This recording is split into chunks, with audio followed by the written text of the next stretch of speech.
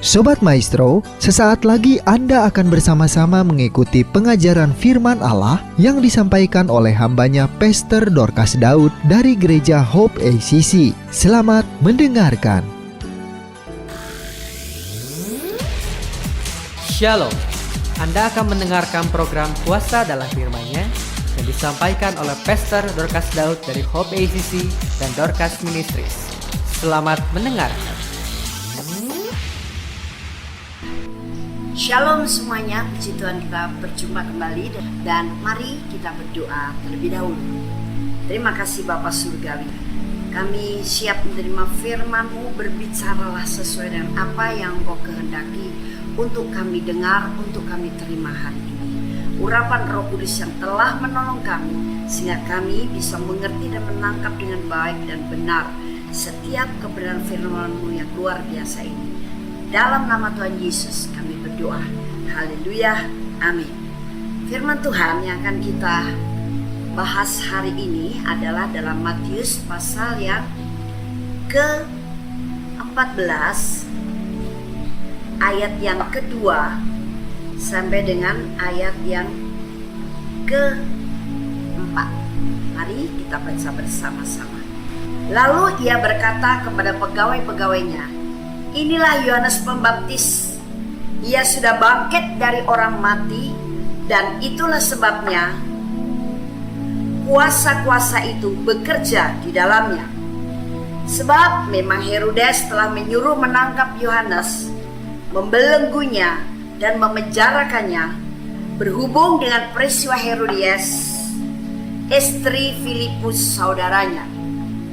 Karena Yohanes pernah menegurnya, katanya, 'Tidak halal engkau mengambil Herodias.' Nah, saya percaya semuanya sudah mengerti akan kisah ini, bagaimana Yohanes pernah menegur Herodes berhubung dengan istrinya bernama Herodias, sebab Herodias ini dahulu adalah istrinya Filipus. Dan Yohanes kemudian menegurnya, 'Tidak halal engkau mengambil Herodias.' Dan bagaimana Herodes menjadi sangat marah dan menangkapnya, memenjarakannya. Tapi Yohanes ternyata sesudah keluar dari penjara, dia tetap sehat, segar, dan kuat. Nah, di sini apa sebetulnya maksud dan tujuan daripada Yohanes menegur seorang raja, yaitu Herodes. Jabatannya saja yang paling tinggi, tapi Yohanes mau menegur dan mengingatkan. Apakah karena Yohanes iri hati? Apakah karena Yohanes mau mencemarkan nama baik daripada sang raja? Atau mungkin niat-niat jahat yang lain? Tentu saja jawabannya tidak. Karena Yohanes tahu kebenaran bahwa apa yang dilakukan oleh Herodes itu adalah dosa. Bukan berarti mentang-mentang Herodes seorang penguasa, seorang raja, banyak rakyatnya, dan kemudian dia bisa semena-mena atau boleh semaunya melakukan satu tindakan, bahkan tindakan yang tidak terpuji sekalipun. No. Jadi maksud dan tujuan daripada Yohanes mengingatkan dengan teguran yang tegas kepada sang raja, yaitu Herodes, semata-mata supaya Herodes bertobat dari dosanya, sehingga dia tidak akan menyesal di kemudian hari, sehingga dia tidak terus hidup dalam kancah dosa. Tapi Herodes yang belum di dalam Tuhan sepenuhnya, dia marah. Dia menangkap, memenjarakan Yohanes. Tapi ingat, Yohanes itu ditangkap, dipenjarakan oleh karena kebenaran. Sehingga kebenaran itu sendiri menjagai Yohanes.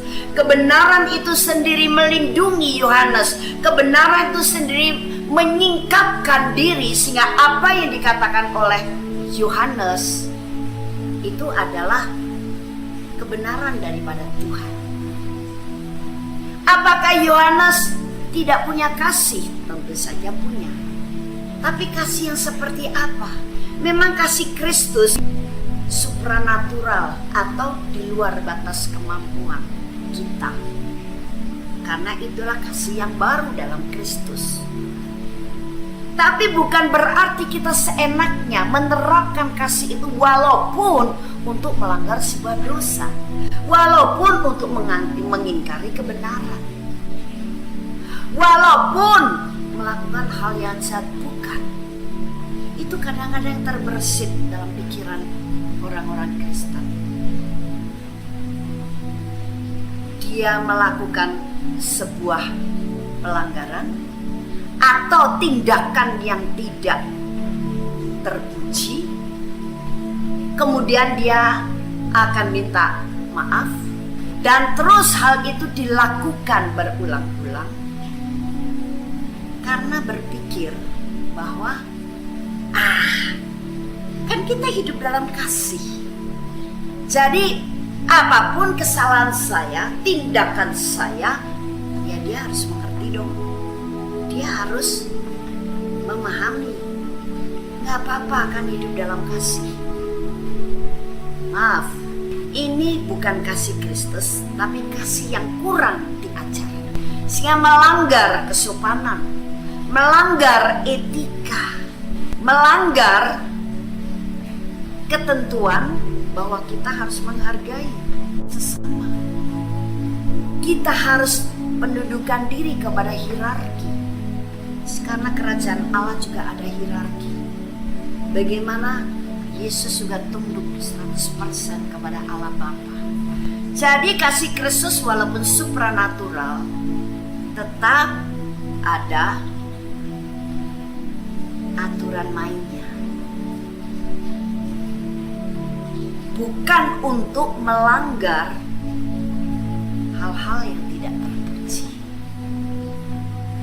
Itu sebabnya Yohanes tidak tahan kalau apa yang dilakukan oleh Herodes yang menyolok mata, karena istri saudaranya diambil menjadi istrinya sendiri untuk dibiarkan. Dia harus menyatakan kebenaran, dia harus meluruskan yang bengkok, bahkan dia harus menggarisbawahi kebenaran. Serangkali kita salah persepsi, akhirnya kita salah tindakan tentang kasih, membuat kasih kita tidak berdisiplin. Kita pinjam sesuatu kepada seseorang, kemudian tidak dikembalikan, padahal kita mungkin ingat loh dengan apa yang kita pinjam. Entah itu uang, entah itu barang. Apalagi barang itu menurut pemikiran kita, cuma simple, cuma ballpoint, kan bukan sebuah mobil. Masalahnya bukan barang yang kita pinjam itu kecil atau besar, harganya mahal atau harganya murah, bukan itu.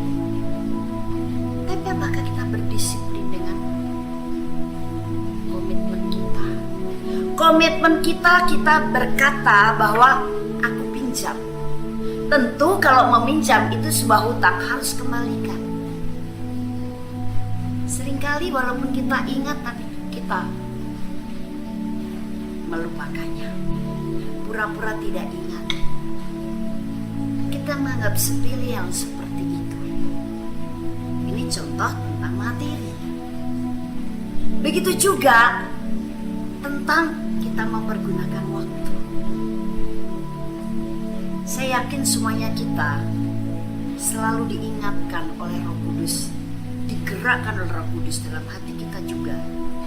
Yo, daripada kamu melakukan hal-hal yang tidak berguna, lebih baik kamu baca Alkitab, lebih baik kamu berdoa. Kamu hari ini belum berdoa loh, tapi kita selalu berdalih Tuhan kan tahu saya capek, saya lelah. Tuhan juga penuh kasih, memaklumilah. Ya memang Tuhan kasihnya akan tetap menyertai kita. Tapi kita mengalami kerugian besar. Gara-gara apa? Kita tidak mendisiplin diri untuk hidup dalam kasih yang sesungguhnya. Padahal kasih yang sesungguhnya, yaitu kasih kepada Tuhan, melakukan segenap perintahnya. Seringkali juga kita mesti terdorong kalau sedang berdekatan dengan seseorang, entah orang itu sudah kita kenal atau belum, dan orang itu kita tahu bahwa belum mempunyai keselamatan. Ada dorongan di hati kita, dan itu dari Roh Kudus loh. Yo, ceritakan tentang kasih Kristus dalam penebusannya, bahwa di dalam Dia ada pengampunan, di dalam Dia ada keselamatan. Dan dorongan itu berkali-kali bergolak di hati kita.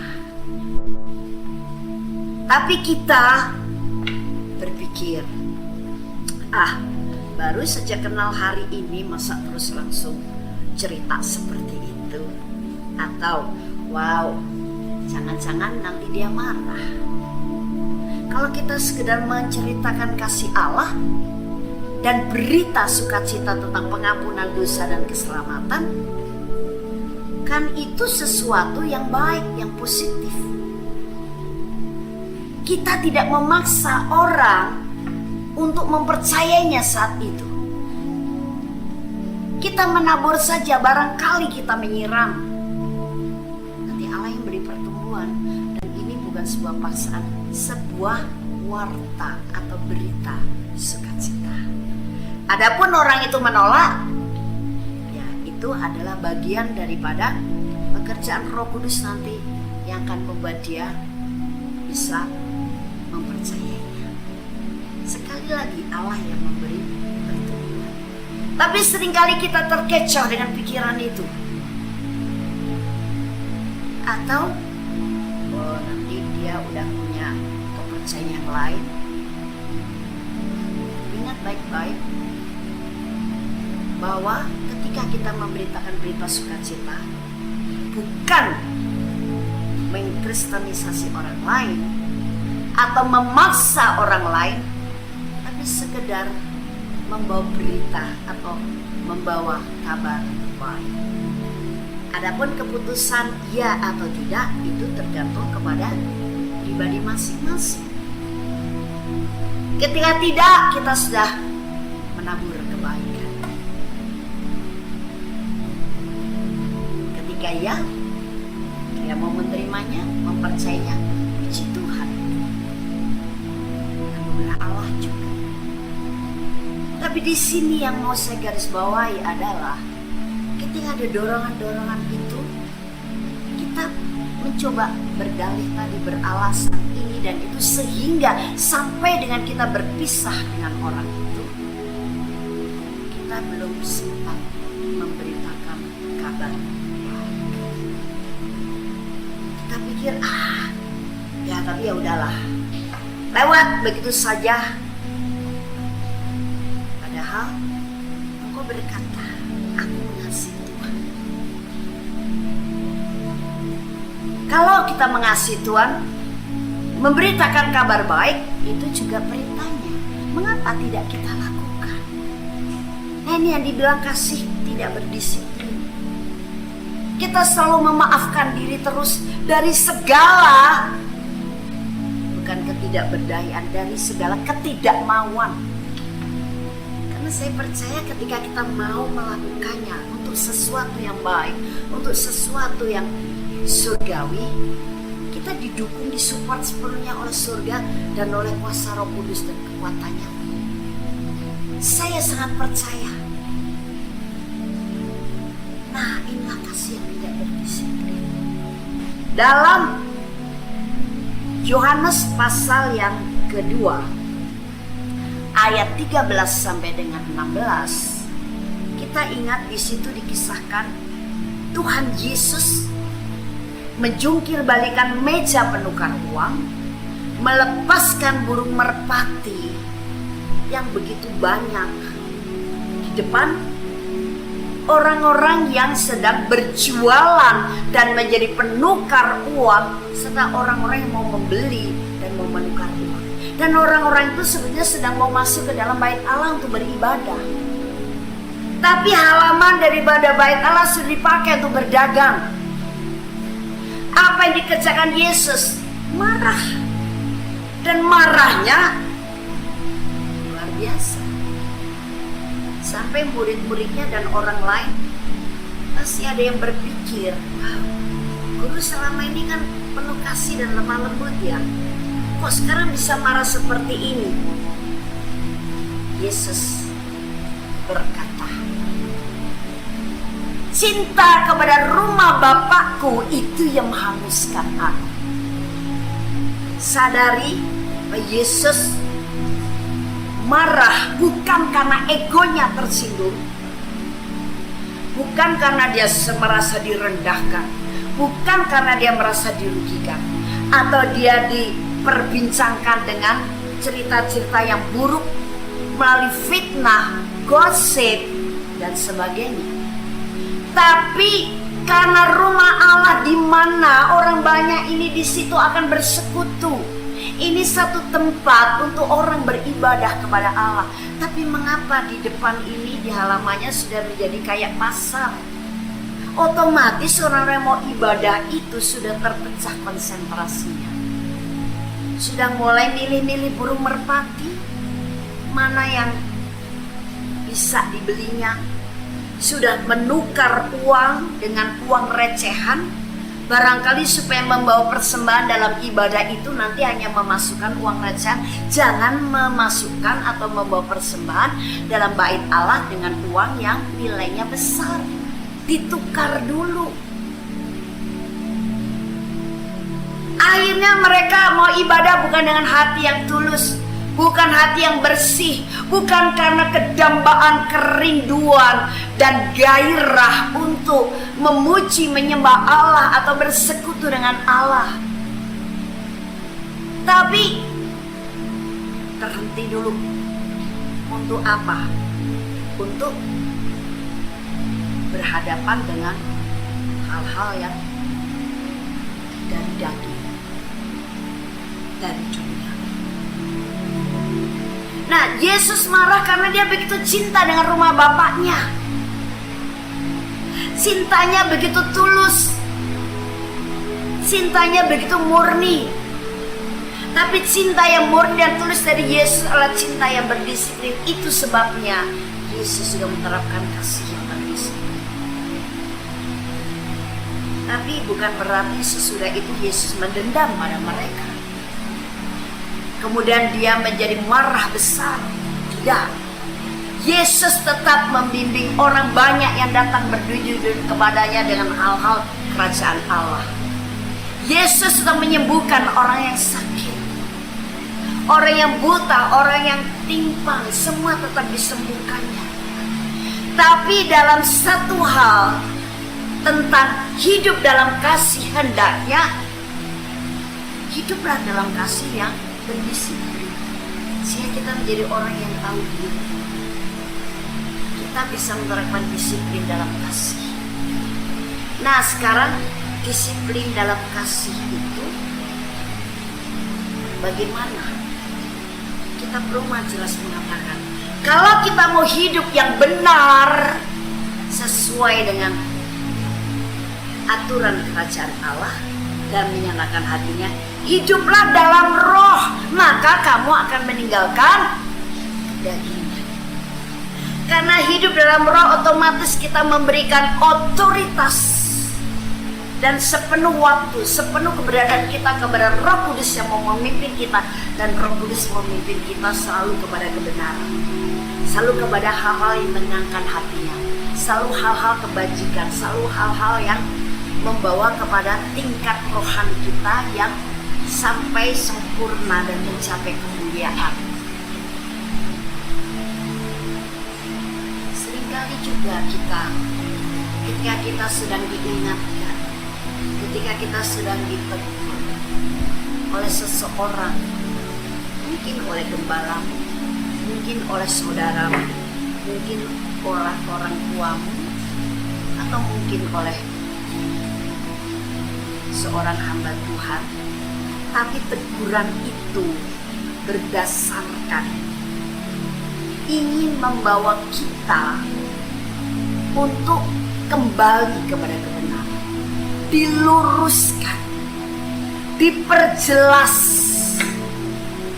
sehingga kita tidak bengkok hatinya, kita tidak salah jalan, kita bisa melakukan yang terbaik, tapi kita tersinggung, kita menjadi sakit hati,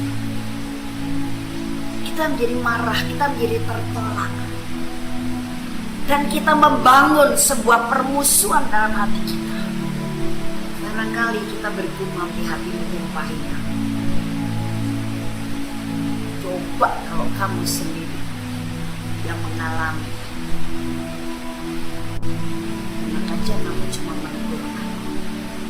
Kalau kamu yang mengalami, kamu akan merasakan suatu kali kamu juga akan ditegur orang. Saya percaya ketika teguran itu berdasarkan kasih, berdasarkan pimpinan Roh Kudus, dengan motivasi yang murni, bukan motivasi karena iri hati, karena mau memalukan, atau karena kita mau sok jagoan, atau kita merasa benar sendiri, tapi motivasi yang murni dan kudus. Itu akan disertai dengan kekuatan Roh, dan itu akan membuat Anda mengalami kemerdekaan, akan membuat Anda menjadi terbuka pikirannya, dan akhirnya kalau Anda terima dengan lembut hati, Anda akan menerima berkatnya dari Tuhan luar biasa. Karena kau sekarang kembali kepada kebenaran, kau kembali kepada jalan yang lurus, kau kembali kepada kedisiplinan yang dipimpin oleh Roh Kudus, kembali kepada apa yang dikatakan oleh Firman. Jangan kita selalu merasa benar sendiri. Kebenaran itu hanya ada dalam Firman, kecuali kita memang sudah menjadi pelaku Firman yang tidak pernah berubah. Jangan pernah kita punya motivasi yang negatif kepada orang lain untuk kita punya celah bisa menegur dia dan mempermalukan dia.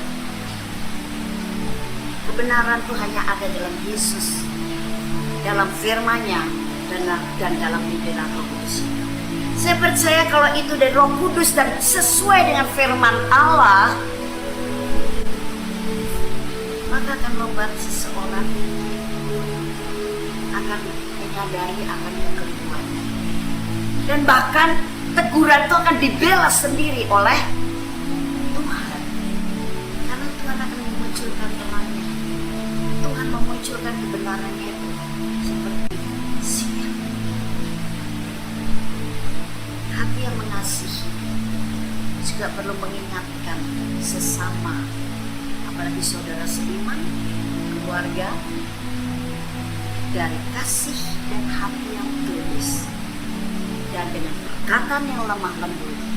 Karena perkataan lemah lembut itu seperti pohon kehidupan. Kasih itu juga mengingatkan, justru kalau kita melihat atau mengetahui seseorang melakukan hal yang salah, tapi kita diam saja, sedangkan kita tahu kebenaran, berarti kita tidak mengasihi dia. Jadi kasih dengan cara mengingatkan, tapi melalui motivasi yang baik dan tulus, itu akan melepaskan orang itu dari jerat dosa dan membawa kembali orang itu kepada kebenaran. Inilah kasih. Bukan hanya kata-kata yang manis, bukannya sanjungan dan pujian, atau gerakan-gerakan manis yang lain saja, tapi kasih yang didisiplin oleh Roh Kudus adalah juga kasih yang mengingatkan orang dari keteledoran, kesalahan, dikembalikan kepada kebenaran dan hal-hal yang berkenan di hati Tuhan. Saya percaya Anda dan saya mau hidup dalam kasih yang berdisiplin, sehingga kita bukan jadi orang yang kurang diajarkan, tapi kita menjadi orang-orang yang mulia, orang-orang kerajaan Allah yang mempengaruhi dunia yang sudah krisis kasih, yang akan mengimpartasi kepada sesama kita hidup di dalam sesuatu yang kasih yang tulus dari Tuhan. Puji Tuhan, kita berdoa untuk firman. Terima kasih Tuhan, kasih-Mu memang luar biasa dan sempurna, bahkan tanpa batas.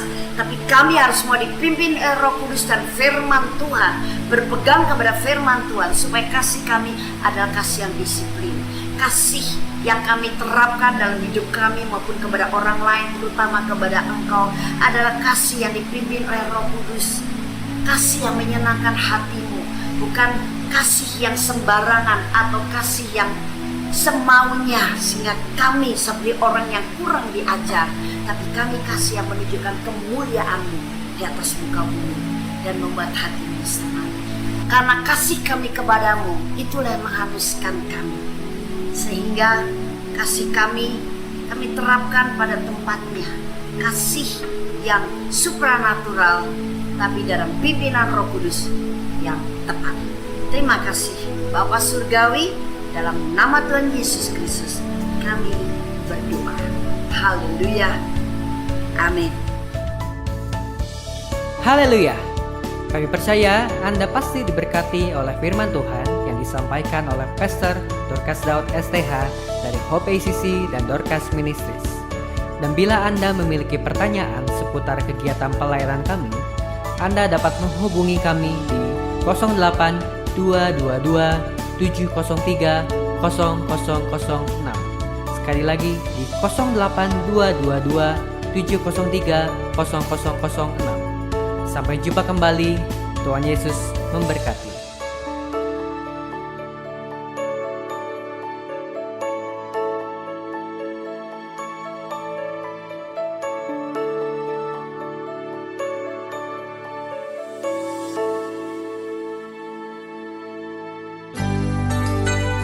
Demikianlah firman Tuhan yang berkuasa telah kita dengar bersama-sama. Dan kami percaya Anda sangat diberkati. Bagi yang membutuhkan pertumbuhan iman dan pelayanan lebih lanjut, Anda dapat menghubungi kami dan beribadah bersama dengan kami setiap hari Minggu di Gereja Hope ACC di ACC Center, Jalan Mekar Utama, nomor 31, lantai 3 Kompleks Mekarwangi, Bandung, pada jam 8.30. Ada kebaktian anak-anak pada jam yang sama. Ikuti juga Breakthrough Prayer setiap Jumat jam 18.30. Jika Anda membutuhkan dukungan doa, Anda dapat mengirimkan SMS ke nomor 0822 2703 0006. Tuhan memberkati.